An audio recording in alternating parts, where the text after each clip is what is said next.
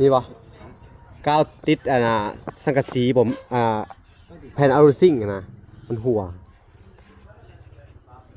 ไปเบิ่งก่อนพี่น้องแล้วก็เอาอันนั้นเด้อของงอ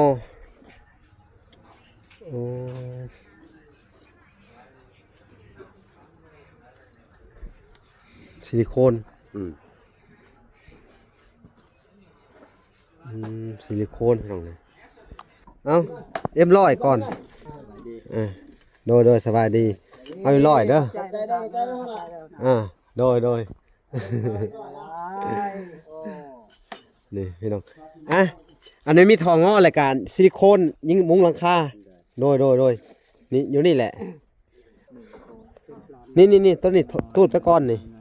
ต้นนี้ตูดไปก่อนตูดไปตูดก่อนบ่นี่ดึงเข้าไป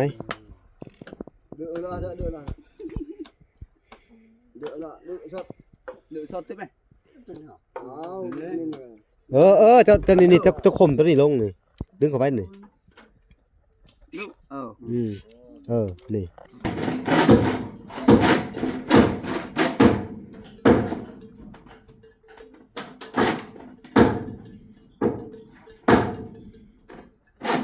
น้องมุ้ยก็ขึ้นมาปัดเพื่อนปัดซานมุ้ยสบายดีปัดเฮือนหรือว่าบ้านนี่ขักกันเนาะห้องไฟต้นนี้กับไฟชินอนต้นนี้แล้วชินอนกับไฟมันอันตุ้ยได้สะตุ้ยดีตั้ง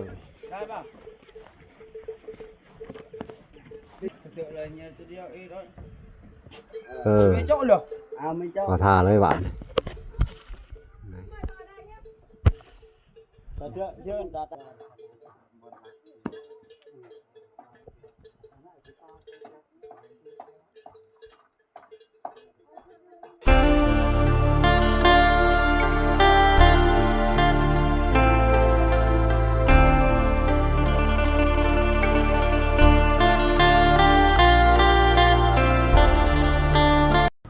โอเคพี่น้องเนาะทางวลาก็จะเดินทางเข้าไปบ้านน้องตุ้ยเนาะและก็สิได้ซื้ออันของงอพี่น้องไปก่อนเนาะแล้วก็สิซื้อกาวดูโตนเนาะหรือว่ากาวติดอันกระเบื้องพี่น้องกาวติดหลังคาพี่น้องเลยหัวเพิ่นมีบ่เนาะเดี๋ยวสิไปเบิ่งก่อน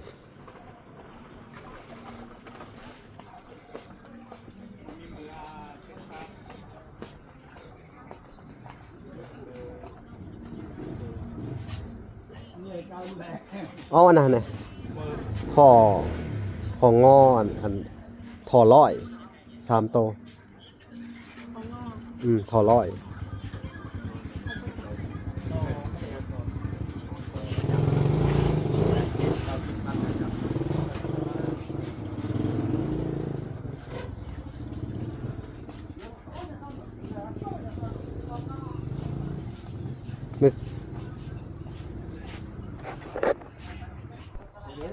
นี่บ่กาวติดสังกะสีผมแผ่นอะลูซิ่งนะมันหัวไปเบิ่งก่อนพี่น้องแล้วก็เอาอันนั้นเด้อของงอ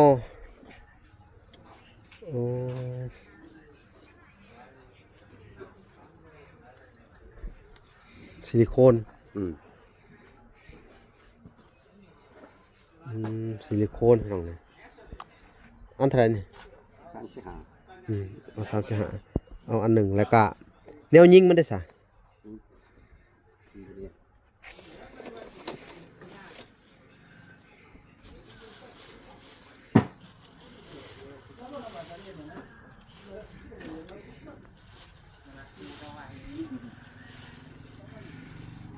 เท่าไหร่นี่40เอาคู่กันเลยแล้วก็เอาอันคอต่อนะคอต่อแบบทอร้อยฮะ3 ขอคอร้อยทอร้อยทอร้อยทอใหญ่ว่าทอใหญ่ฮะ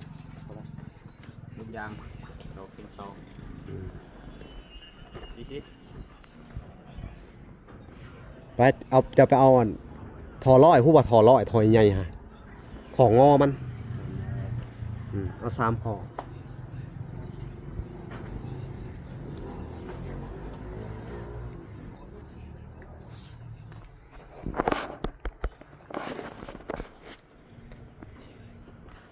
เขาก็จะใช้งบประมาณของทางอันเอื้อยลิซ่าเพิ่นพี่น้องเอ้ยเนาะที่ว่ายังคงค้างคาไว้น้ำมาละอยู่เนาะใส่ตัวนี้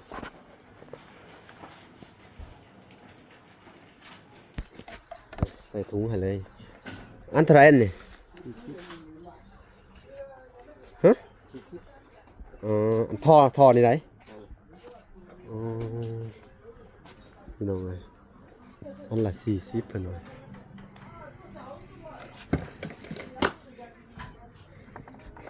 อันละ40แล้วก็แนว432มันถึงอยู่แสนปลายพี่น้องเอ้ย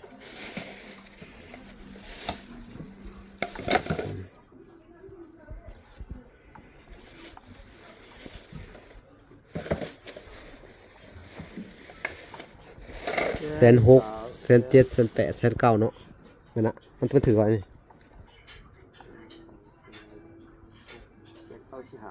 195,000แล้วก็เอาM100เนี่ยจัก4 ขวด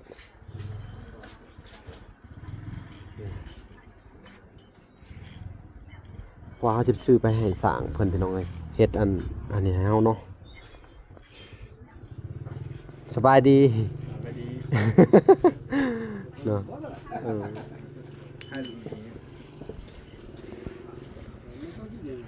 230,000ดอก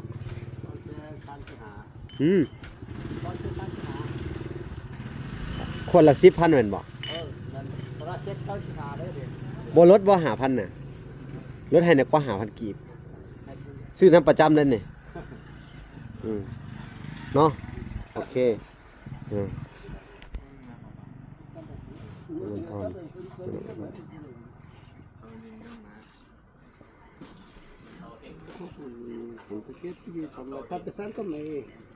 โอเคพี่น้องเอ้ยเดี๋ยวทางเวลาก็จะได้เดินทางออกไปหาทางน้องตุ้ยเพิ่นพี่น้องเอ้ยเนาะโอเคพี่น้องเอ้ยไปพบพ่อกันอยู่บ้านน้องตุ้ยเลยพี่น้องเวลาแล้วก็บ่พรเพิ่นก็เดินทางมาฮอดแล้วพี่น้องเอ้ยเนาะเวลาก็นี่แหละพี่น้องเอ้ยคืออันอุปกรณ์เนาะไอ้ยาหลังคาแล้วก็ของงอพี่น้องเอ้ยแล้วก็M100สิไปให้เพิ่นพี่น้องเอ้ยให้ทางสร้างก่อนมื้อนี้นี่เนาะพี่น้องเนาะจะเป็นปรับแก้โครงหลังคาก่อนพี่น้องเอ้ย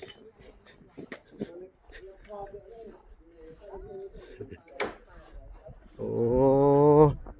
กำลังสิลงมือเลยบ่สร้างเฮ็ดท่าเลยโอ้เด็กๆเพิ่นสบายดีน้องเงียงสบายดีน้องแหวงเฮ็ดหยังนี่พักกะลิ่นหยังอันนี้ระวังตะปูด้วยฮะพักกะลิ่นหยังบ่ได้ลิ่นหยังมุ้ยกับตุ้ยได้ซะโอ้อยู่เทิงเฮือนนี่พี่น้องเอ้ยเด็กๆเพิ่นก็บ่ฮู้ว่าเฮ็ดหยังอันนี้เนาะสร้างเอาM100ก่อนโดยสบายดีเอาM100เด้อโดยนี่พี่น้องอันนี้มีทองง้อรายการซิลิโคนยิงมุ้งหลังคาโดยนี่อยู่นี่แหละเอาซิลิโคนออกมาเบิ่งดูซิลิโคนเฮ็ดเป็นอยู่บ่เคยจอดอยู่บ่มันมีบ้างแล้วก็สีดอัดเข้าไปแต่ว่ามื้อนี้ต้องดึงสายยางมาเด้อมื้ออื่นเนาะมื้ออื่นนี่ต้องรอเฮาเด้อเฮาสิมาเบิ่งนํเนาะมื้อนี้เอาไว้ก่อนเพราะว่าเฮาสิไปเบิ่งไม้เบิ่งหยังสั่งไม้มาอีกที่หนึ่งสิโอ้สบายดีทางบ่พรสบายดีเด้อสบายดีทางบ่พรเฮ็ดทางดินแล้วก็อันน่ะไอ้น่ะซิลิโคนมายาตรงที่มันหัวแม่นหลังคาอันมีแนวยิงอีกได้ยิงซิลิโคนเข้าไปอัดเข้าไปให้มันแน่นเลยนี่แหละ พี่น้องเอ้ย เพิ่นสิเคยใช้อยู่เนาะ เอาเข้ากระบอกมัน แต่ว่าหางลิ้นนี่ทั้งบ่ล่ะสิเฮ็ดแบบใดสิเฮ็ดแบบย้อนลงมาคือ ย้ เก่า อน บ่ ตามมันนี่เลย บ่สิเอาโค้งเข้าไปในหั่นแล้วก็มึงไปซันแล้วก็มาวักออกข้างนอกพี่ อ๋อ แล้วก็เอาหน้าตรงมาเลย มาที่โค้งมาสิ อ่า ต่อเลยพี่น้อง อืม ตามโค้ง1 2 3 นี่ตัวนี้ตูดไปก่อนนี่ตัวนี้ตูดไปก่อน ตลาด ตูดไปตูดก่อนบ่นี่ดึงเข้าไป เดือดละเดือดละเดือดละเดือดชอบ หรือสดใช่มั้ย อ้าวนี่เลย เจ้านี่เจ้าข่มตัวนี้ลงนี่ดึงเข้าไปนี่ นี่แล้วก็เสียบเข้าไปแล้วก็อัดนี่ลองอัดเข้าไปดูก่อนนี่ ว่าลูกระเบิดเลยนี่ พ่อบาดนี่พ่อมือจะเฮ็ด เขาตกตะทางว่าลูกระเบิด เดี๋ยวคืออังก้านี่เนาะแล้วก็ยิงบัดนี่ยิงดันตบเข้าไปเลยนี่ ได้ของระเบิด ตก ชาวพกายบ้านไหนบ้า จัดการเลยสิเบิ่งซุเบิ่นเฮ็ดก่อนพี่น้องไอ้บ้านนี่นอพอเนาะ ตรงนี้ใส่น็อตยิงบ่ ใส่หนวดนี่ คักอยู่บาดนี่หางลิน แม่มาหันตีมั้ย คักอยู่ว่าพรก็ว่า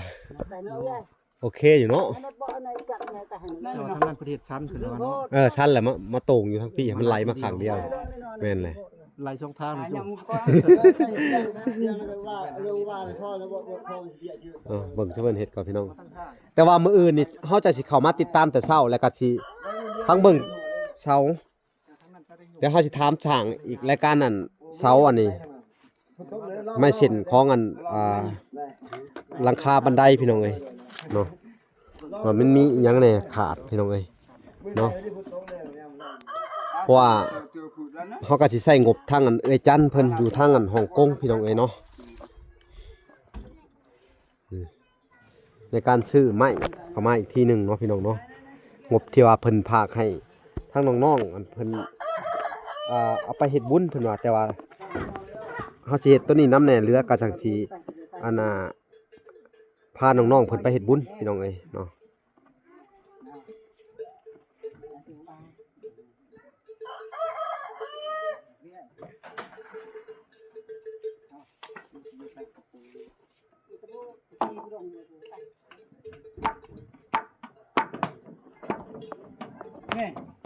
นี่อะไรตะโพมันตะโพสึกครับ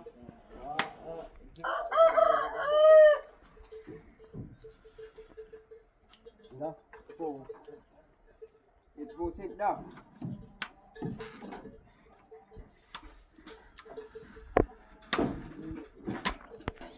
นี่พี่น้องเอ้ยบันไดแกะออกมาแล้วค่ะนี่พี่น้องเอ้ยสิขึ้นไปเยี่ยมยามเบิ่งอีกที่หนึ่งเพื่อนเพิ่นไปเบิ่งเพิ่นเฮ็ดก่อนปาดตัดอันนี้โอ้บานนี่โอ้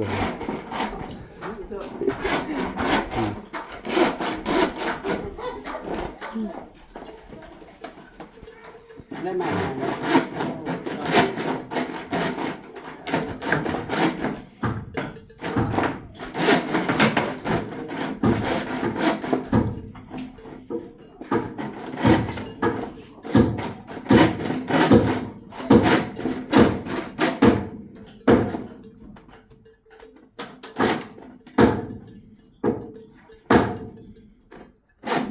น้องมุ้ยก็ขึ้นมาปัดเพื่อนปัดซาน ไปได้น้องมุ้ยสบายดี ปัดเฮือนหรือว่าบ้านนี่ขักไปเนาะห้องไผต้นนี่กับไผสินอนต้นนี่แล้วสินอนกับไผบ้านอันตุ้ยได้ซะตุ้ยก็นอนผู้เดียวแต่บ้านเด็กน้อยสินอน3คนอยู่พุ่นเลือกห้องนี้เนาะบัดตุ้ยเลือกห้องข้างนั้นขักกับบ้านนี่เนาะพี่น้องเลยดีใจนำเด้อดีใจบ่โดย พี่น้องเลยเป็นจังไดมุ้ยความรู้สึกบาดนี่ดีใจหลายโอ้ เนาะพี่น้องเลยนี่น้องมุ้ยเพิ่นก็ พ่อมาตัดพ่อ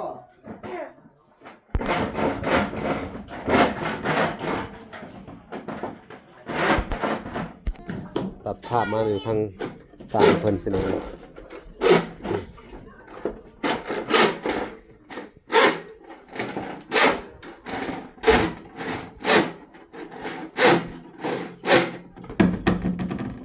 อะไรเพิ่นเพิ่นเลยใส่เข้าไปบาทเลยอ๋อน่ะติดคือเก่าหั่นแหละ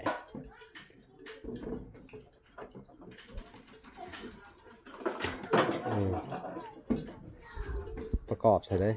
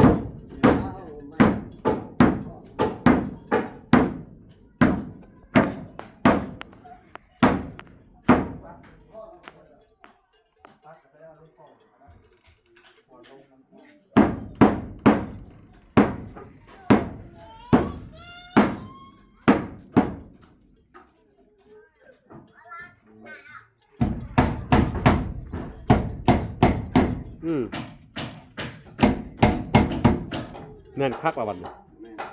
อัตปุอันน่ะน็อตยิงเลยโอ้ลงคักเลย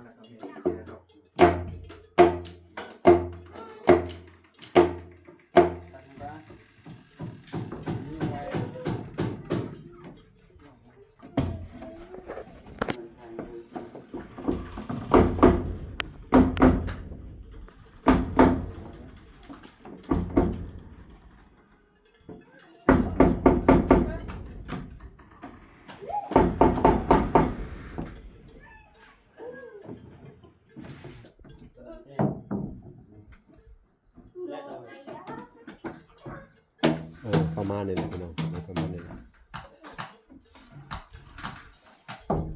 ได้ป่ะ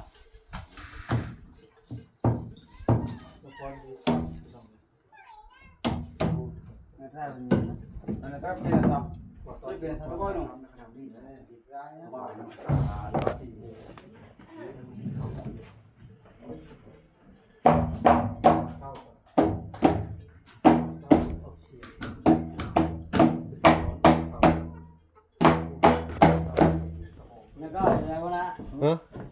เป็นแล้วก็เอา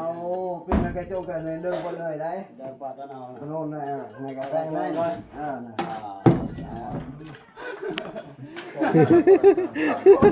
เป็นนี่นะได้ก็ยิงอ่ะ ลงทำน้ำตุ้ยกันพี่น้องมุ้ยทำความสะอาดไปเลยเนาะบอกพอเนาะยังเหลือแต่บันไดหลังคามันซื่อคือว่าร้อย ได้ไหม ยังหาอยู่ เดี๋ยวเฮาจะหาไม้ก่อนเดี๋ยวเฮาสิสอบถามสร้างอีกทีหนึงอ่ะพี่น้องเอ้ยสิเข้าไปสอบถามเพิ่นเบิ่งก่อนไม่ไม่เกี่ยวกับบันไดนี่มันต้องใช้ไม้แบบใด ไม่เสา2เสาแล้วก็ เสานี่เสา48ก็ได้เสาน้อยๆเนาะ แม่น หน้ายัง ว่า18ก็ต้อง4โตเลย หน้ายัง เอาหน้า12ก็ได้นี่งานกว่า เอาหน้าเดียวเลยก็ได้แบบว่าประมาณ หน้า12 เสาหน้า12น้อย แม่นน่ะ ๆมีคนตัดขายบ่อยู่เรื่อยขายบ่ จักเด้อก็ไปถามเขานี่นะมึงมีบ่มึงไม่นี่หน้าจังได๋ บ่ นี่น่ะเราจะตัดให้ครบเลยเนาะ ใหญ่เท่าไหร่เนาะตาม หน้าเท่าไหร่ หน้า12 หน้า นะ 12ฮะ หน้า โต๊ะ5เมตรแล้วนะ 12หน้า12จากแมตร 5เมตร 5เมตร แม่นบ่มันฮอดบ่5เมตรซั่นเนาะ อยู่ว่า4ก็4เนาะ วัน4เมตร ว่าฟังนะ อยู่แนวใด 4เมตรแล้วก็ไม้ตัวนั้นไม้ตัวนั้น4เมตร5เมตรได้ไม้สิอยู่อันเด้อประมาณมันมีแล้วไม่เช่นอยู่นี่ทิ้งมามัน ที่ในเส้นตัวหนึงก็ยัง ตัดครึ่งก็ได้เลย ตัดครึ่งพอดีไม้8เมตรอันเนาะโอเคได้แล้วเรื่องเหลือแต่อันน่ะ ข้าว3 ไม้ เมตร ไม้ข้าว3เมตรจัก 4โต สิโตบ่เท่านั้นเนาะโอเค เสา2โต เสา2โตพี่น้องเอ้ยเสานี่เจ้าสิรับให้สิรับเฮ็ดเอ้า บ่แล้วบ่าวสิให้ราคาเท่าไหร่ฮะ 10คูณ10ก็ โตเท่าไหร่เจ้าอยากได้ขอเจ้าเหลือไปไม้สีนั่นน่ะถามมันก่อนดู ถึงไหนถึงนั้นเลยตัว3เมตรเลย4โตแล้วเนาะโตเท่าไหร่ เสาหนึ่งโตเท่าไหร่จับขึ้นว่า ต่างหาก 2แสน2แสนนี่แล้วเจ้า ถ้าเกิดว่าตัวละ200,000เศษป่ะ เฮ็ด ตัว2แสน2ตัว4แสน แต่ว่าเป็นไม้หนา12 ด้วย ไม้เสาเหลี่ยมเนาะ เฮ็ดเสาเหลี่ยมมา เสาเหลี่ยมไหม สี่เหลี่ยม สี่เหลี่ยม ได้ ตัวละ200,000เนาะ ด้วย 2โตวกะ400,000 แล้วไม่เช่นนี่เลย ไม้เส้นตัว50ไม้จักเม็ดนะ ต่อว่า 3เมตร4โต ไม้โอ้ แมตร ก็ถือว่าอยากให้สร้างเอาจากโต 4โต 4ต่อ พอดีเอาจำนวน มี6ต่อทั้งเสา เสา เสาว่านั่นว่าที่เราเฮ็ดมื้อเนี่ย เอามาตรงๆเลยเด้อเอา ต้องอยู่รักไหมนะ โอเคชนะสั่งให้เจ้าเห็ดแล้วเด้อพอดีแล้วออกพรรษาช่วงจากสิบขึ้นเฮือนให้ทั้งน้องตุ้ยเพิ่นหาเลิกหายามก่อนเนาะชนะเห็ดแล้วเด้อพี่น้องเลยเนาะนี่เขาก็จะให้เพิ่นเฮ็ดอันน่ะไม้เส้นให้เฮาอีกเนาะ โดย พี่น้องเอ้ยเคลื่อนเพิ่นนี่ก็รู้ลาได้พี่น้องเอ้ยคักเลยเนาะปุ่นทางน้องมุ้ยน้องตุ้ยกันเริ่มปัดเฮือนปัดซานออกไว้เนาะพอพรพอพรก็มาพี่น้องเอ้ย ภาษานี่ก็เริ่มขึ้นแล้วว่าล่ะเนาะ แม่นออกภาษาเริ่มขึ้นเลยโอ้น้องๆเพิ่นก็ตัดอันนั้นได้ตัดกกไม้เนาะโหเพื่อออกภาษาเนี่ยก็จะพากันขึ้นเฮือนเพิ่นว่า แต่ว่าอันนั้น ฮะ เพิ่นสิยับมาบ่หรือว่า ยับนี่กะมันบ่มีงบประมาณเด่น โอ้ผมมี เธอถามสร้างเพิ่นว่าค่ายับมันก็ต้องระดับล้านเดี๋ยวสิถามเพิ่นรายละเอียดพอพรสิมีบ่สาขาสร้างยับมาอยากให้เป็นเฮือนครัวข้างนอกเลยข้างล่างอยากเฮ็ดเป็นคอกแบะอย่างนั้นน่ะข้างเทิงเป็นเฮือนครัวข้างล่างยับเข้ามาเลยยับเข้ามาแล้วก็ไม่เฮ็ดเฮือนครัวเลยเนาะแล้วก็มานี่เนาะ เจาะทางนี้บ่ เจาะก็ได้เฮ็ดประตูให้เขาขึ้นไปดิ เสื่อมกันเด้ เสื่อมกันเลย เชื่อมีเนาะ เนาะ ทางสร้างมันจะได้เท่าไหร่ก็ง่ายขึ้น2ล้าน5 บ่ว่าตี้ เอาสิจ้างรถไทยเขาเจ้ามาเนี่ย รถไถเจ้าเองก็สิจ้างมันยังแค่ซองคนขยับประมาณนี้ เสาไทยเขาเจ้ามาดึงครับ มีแต่อยากเช่า ไอ้ที่ ยับได้นะยับเป็นอะไรต่อทางได้ มงล้านนี่ได้บ่ล้านป้ายล้านหานี่สินี่ 2 ล้านสำรองเนาะ สมมุติได้เนี่ยแต่ช่วงเฮาบ่ได้มีเงินได้แค่ถามซื่อๆได้เนี่ย 2 ล้านทั้ง4คนปูนาแซน คูณละ ยับ 500,000 มาใกล้เธอได้บ่ใกล้เธอเลยเนาะ ใกล้จะได้ชั้นไหนก็ได้ ตัวนี้ทำกันได้ ผู้นี้แหละเฮ็ดเฮือนครัวเนาะ เรียนตัวลง ตรงพอดีเห็นบันไดลงไปสิเอาบันไดตะกายขึ้นมาเลยนะหรือว่าเฮาเฮ็ดซ่านติดกันเลยสิเนาะโอเคอยู่ได้พี่น้องเอ้ย ที่บันไดลง คือว่ามีแต่ว่ายับเข้ามาปุ๊บแล้วก็ย่างลงข้างล่างก็ได้บ่หรืออะไรอันนี้ก็เป็นการวางแผนไว้ที่จริงบ่มีงบประมาณบ่พอเนาะพี่น้องเอ้ยว่าได้สำได้ก็เอาสำนั้นพี่น้องเอ้ยเนาะเพราะว่าทางชูเฮานี่มันก็หลายเคสดูแลทั้งนั้นสองแม่ลูกมันน่ะก็ยังขาดหลายอย่างอยู่พี่น้องเอ้ยเนาะแต่ว่าในส่วนของผู้ใหญ่เพิ่นว่าอันให้มางบทางอันน้องตุ้ยเวลาก็สิใช้งบตัวนั้นแหละเพราะว่ามันสิเบิดในการขึ้นเฮือนนี่นะมันก็หลายแต่มันก็งูขึ้นเฮือนอีกอะทางบลา ก็สิไทยเงินทางอันเอ้ยจันเพิ่นนั่นแหละที่ว่าฝากมาไว้ 6,000เพิ่นว่าเด้ที่จริงเพิ่นอยากให้พาน้องไปอันเฮ็ดบุญเนาะแต่ว่าเวลาก็สิได้เอามาอันไอ้ซื้อข้าวของในมืออันขึ้นเฮือนเพิ่นบางเทื่อก็ซื้อข้าวปุ้นข้าวปาดเนาะ แต่ว่า หุ้นน้ำหวาน คือกันจะบอกว่าเรื่องสัตว์บ่ถือว่า ก็บ่มีดอกก็บ่มีซัดดอกมีแต่ว่าข้าวปุ้นข้าวปาดธรรมดาที่เขาเคยเฮ็ดนั่นแหละคนละหลังคนละไม้อย่างคือหยังเนาะเขาก็เฮ็ดแต่ ปุ่นเนาะ ข้าวปุ้นข้าวปาดซื่อๆนั่นแหละพี่น้องเอ้ยเนาะนี่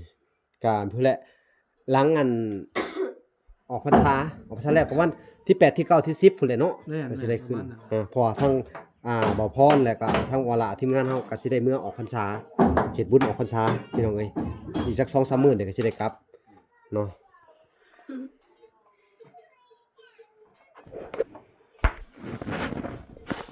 นี่พี่น้องเอ้ยหมุนเป็นหมุน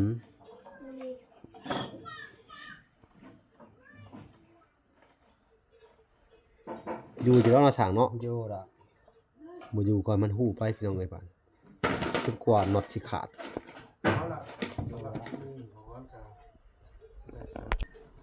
พี่น้อง ต้ เอ้ อย งยอเลื่อนแล้วไปผ้าเอาหน้าเฮ้ยผมพูดได้พ่อเขาเหยียบหมัดนี่เด้อ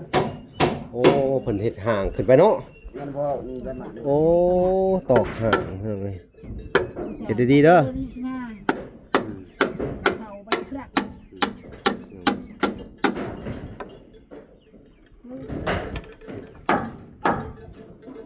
เอาดีๆเด้อ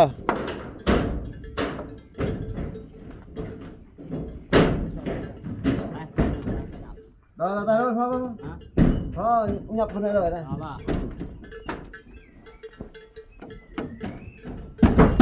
อ๋ออันนั้นเด้อตอกเลยเด้อหั่นน่ะ อยู่ได้ละ ฮะ โยมเนาะ เฮ้ย โยมเนาะ โอ้แข็งเนาะ โอ้ เมียนเฮือนเมียนซ่านพี่น้องเอ้ยบาดนี่ลงไปแหละระวังตะปูเด้อหาดิตะปูมันหงายอยู่เห็นนะเต็มเลยนะฮะแลนลิ้นนะลงไปเก็บอันน่ะตอกอันเอาอันน่ะคนตีตอกเด้อ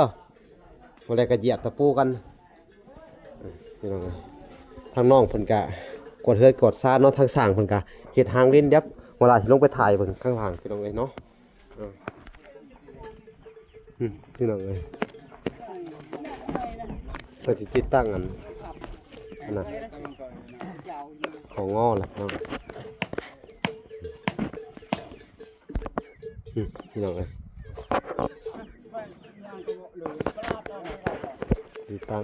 ได้ป่ะกินไปแล้วอย่าไปแล้ว บ่ได้นะ เงี้ยเด้อเงี้ยเด้อปะเงี้ยเด้อปะฮะ บ่ทำไมบ่ ไม่กันละต้นไป บ่ทำไมเนี่ย ไปโจ๊กข้างหน้าปะเต้เมียงข้างหน้ากันตาเมียงแต่อ่อนเมียงก่อนเมียงข้างหน้าเอาไม่ไปตลาดเด้อข้างหน้ากันเดือดซ่าเนี่ยเลยใช่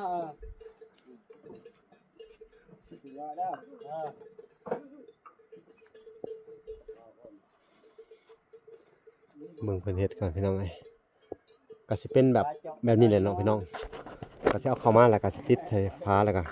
มางอออกข้างนอกมันก็สิตกออกมาใส่พี่อีกอันหนึงพี่น้องเอ้ย ใช่เจาะเครื่องน่ะ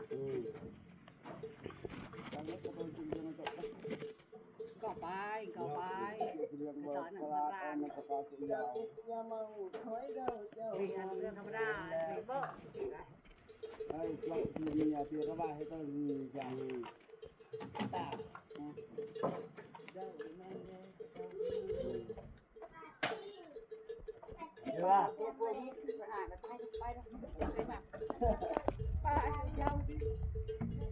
ไปเด้อไปเบิด อ้าวโยนแล้ว เอาเท่าไหร่เจ้าเจ้าเรียกเจ้า เจาะเด้อก็ ก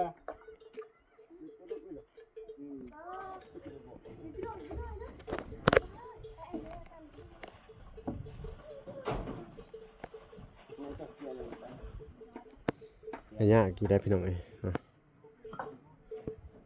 เปิดสิเฮ็ดทางลิ้นแล้ว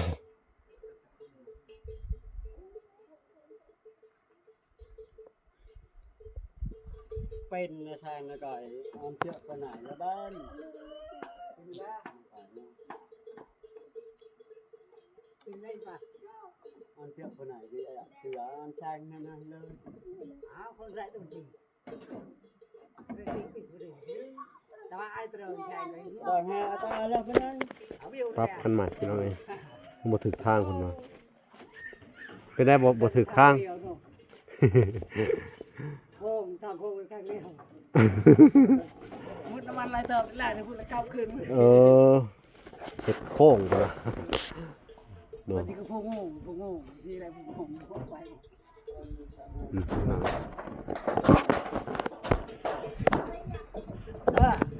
เออ ว่าเขาท่าแล้วบัดนี้ ในเสื้อมาหันเลยว่ะ เสือเลยเนี่ยตัวเดียวอีกด้วย เออ ไม่เจาะเลย เอาไม่เจ้า เขาท่าเลยบัดนี้ แต่เชื่อตาเชื่อเปลี่ยนนั่นเลยจอลักเลยสองพายตา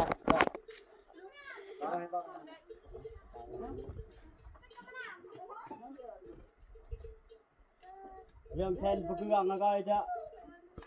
ไม่ใช่แปดเลยกันนี่ไม่ใช่แปดตรงเครื่องกัน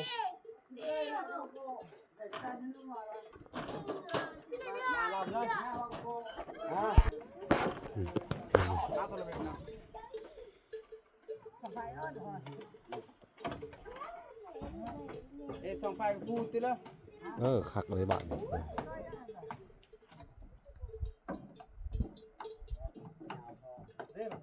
อ้าวจอนที่นั่งหรอก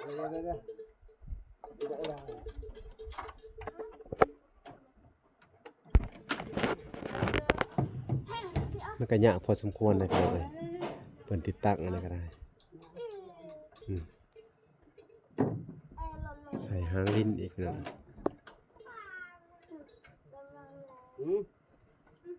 ตายไปเดี๋ยวไหมเนื้อตายเนื้อตายเนื้อตายชิ้นไหนเนี่ยนี่ตายบุกให้ตายให้เนี่ยเนื้อคนในทางนี่เกี่ยวบุกเกี่ยวเวียให้ตายถึงนะ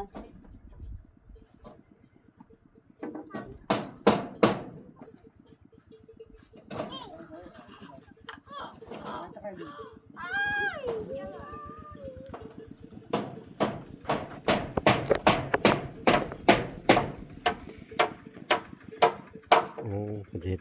อัดตัวเหยียบขึ้นไปพี่น้องเอ้ย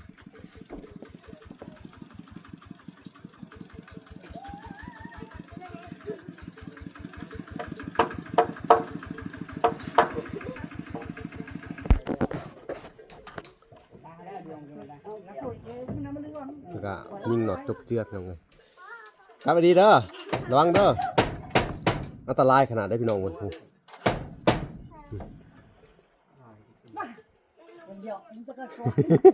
จับไปดีเด้อ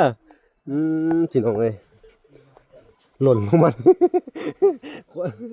คนยืนเบิ่งนี่ก็อันตรายเด้อนี่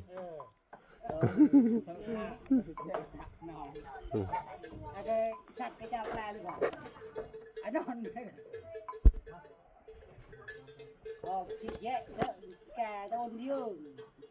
Semai jenua. จับน็อตเอายากคือกันในขั้นตอนนี่คือ Anh này. Anh cấp chạm lại rồi. Mày chạy ta hơi đường chứ ai bọc. Thì tự thu là đó.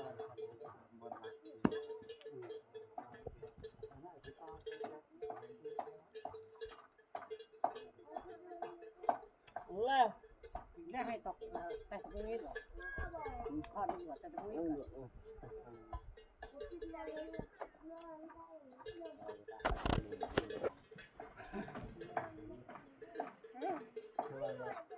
Tao như sao chặt nhà cái làm thay mà cầu cái này ấy anh ti đó nó bánh đạn tần mà được ôi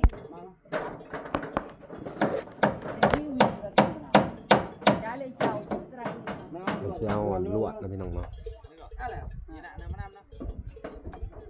nó bạc mà nó gây cái chỗ đậu cũng chụp ấy là chồng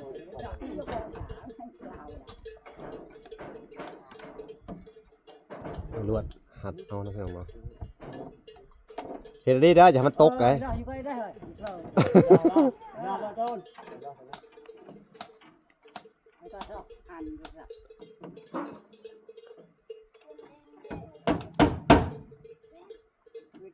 บัดนี้ของงอตัวหนึ่งได้สะ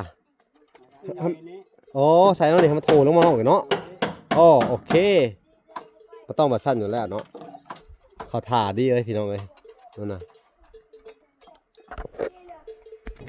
ผักอะไรพี่น้องเอ้ยบาทนี่เนาะทั้งสร้างเพิ่นก็เฮ็ดสุดยอดเลยบาทนี่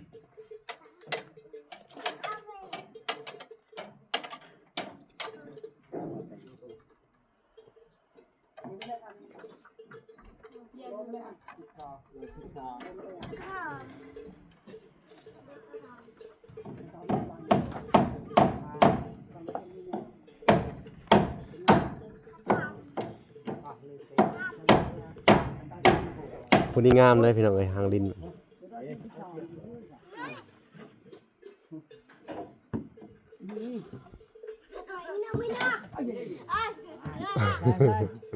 ระวังเด้อระวังเด้อ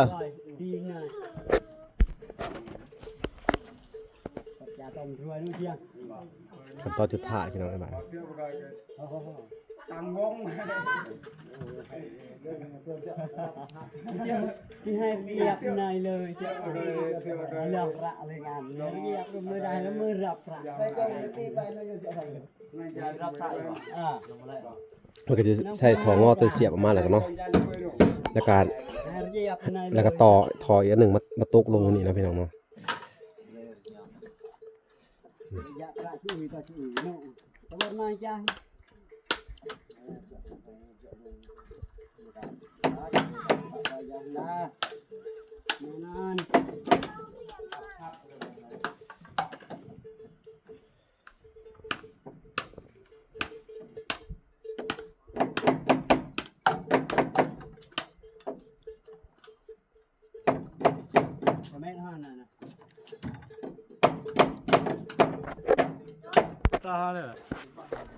ทำดีได้สั่งเด้อ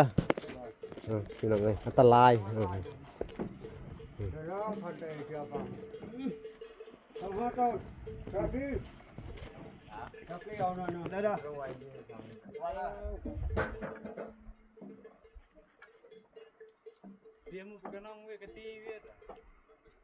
ขั้นตอนสุดท้าย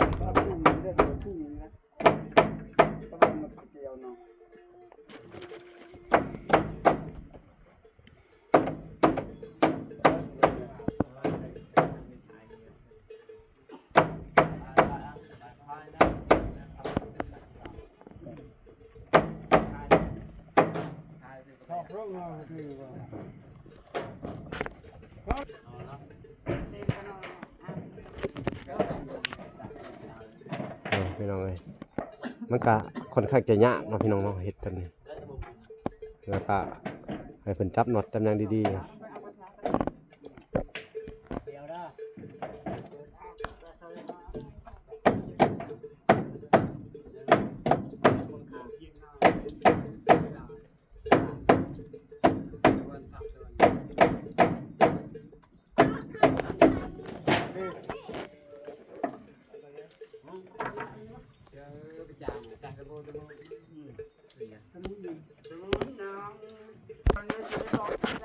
พี่น้องเอ้ยทางสร้างเพิ่นก็เฮ็ดไปเรื่อยๆพี่น้องเอ้ยบ่เสร็จง่ายนั่นนี่จอดก้าวน้ำแหน่บาทนี่พี่น้องเอ้ยใส่ก้าวน้ำทาก้าวน้ำเด้อทาไปเลยเลยน้ำก็จะตกออกมานี่เนาะพี่น้องใส่ท่อมาอีกแบบนี้พอดีวิทย์เลยใส่ท่อมาเลยก็ตรงว่าน้ำใส่นี่เลยพี่น้องเอ้ยนี่เนาะแล้วก็พูดแต่งวันนี้ได้เลย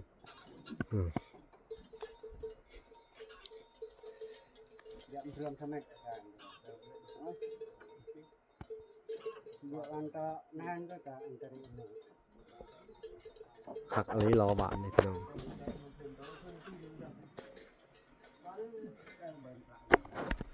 เอาโอเคพี่น้องเอ้ยเนาะทางสร้างเพิ่นกะอันเสร็จเป็นทีเรียบร้อยแล้วเนาะพี่น้องเนาะแล้วก็สิได้อันลงมาเพิ่นว่าเนาะแล้วก็เนาะพี่น้องเอ้ยเอาโอเคพี่น้องเอ้ยเฮาก็สิได้จบคลิปก่อนเนาะพี่น้องเอ้ยคลิปนี้ก็บ่มีหยังหลายพี่น้องเอ้ยเนาะโอเคเนาะพี่น้องเนาะทางสร้างเพิ่นก็เฮ็ดเสร็จเป็นทีเรียบร้อยเนาะก็สิตัดภาพมาอยู่ทางน้องๆโอ้สบายดีกันเบิดทุกคนสบายดีลูกเป็นจังได๋บัดนี่หางลิ้นใหม่งามอยู่บ่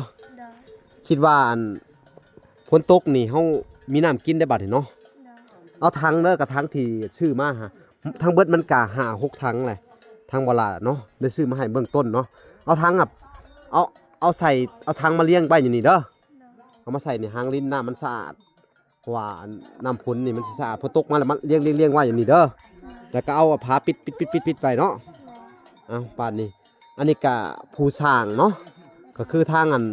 ไอเกิดเพิ่นกะไอซื้อท่อแป๊บนะพี่น้องเนาะจ้างสร้างให้เนาะแล้วก็บ้านนี้กะผู้ที่เอาเงินทางลิซ่าเนาะพี่น้องสมทบเข้ามาอีกอันซื้อของอ3ข้อเนาะพี่น้องเนาะแล้วก็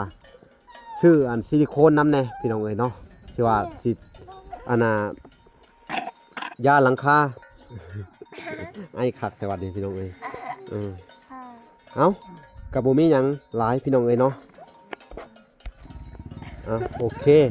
สิให้ทางน้องมุ้ยน้องอันเฮียงขอบบุญขอบคุณทางอันไอเกิดแล้วก็ลิซ่าเพิ่นเด้อที่ว่าสร้างอันหางลิ้นให้เด้อเอาขอบคุณนายเกิดเพื่อนน้องๆโดยพี่น้องเนาะน้องๆเพิ่นการลิ้นตามภาษาเด็กๆเนาะจังสิว่าจังได๋เนาะ